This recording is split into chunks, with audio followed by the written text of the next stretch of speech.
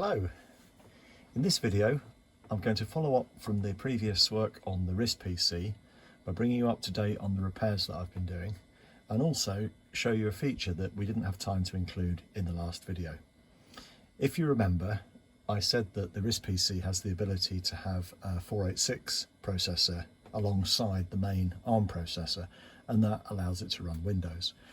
Well, I've got a machine here that's actually set up to allow that to happen.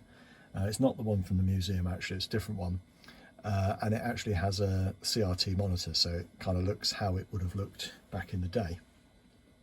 So this is what you would have in terms of software on the main machine. There's a configuration program here and the main program over there. So if we have a quick look at the configuration program, you can see the sort of things that you would be able to set up. So it gives you various options. You can have different configs programmed into it. You can decide how much memory you want the PC to have compared to how much is in the machine. You can set up how the serial port works. You can change the display resolution for the PC and all of those things. There's all sorts of options. I'll just close that because I don't really want to change any of those. And then the main front end for the PC is this application here. I don't know if it starts. Oh, it starts automatically. There we go. So it starts up in a window, and there you can see the PC is running. So this isn't really an emulation. It actually has a real 486 in the machine. Obviously some of the peripheral stuff is emulated. So we can go into Windows. This particular one has Windows 3.1 on it. The one that the museum has Windows 95. So that does run quite well as well. And it runs okay as a Windows machine. So it's just booting up there with the, there we go, the Windows 3.1 desktop. But that is itself inside a window, so we're still running RISC OS. We can still do RISC OS applications. Oh, not that one though. Let's try something else.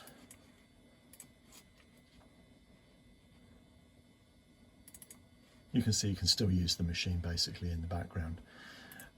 That works fine, but we also have PC running here. So if I try and run Minesweeper there, I've just made it into full screen mode there, which was a mistake.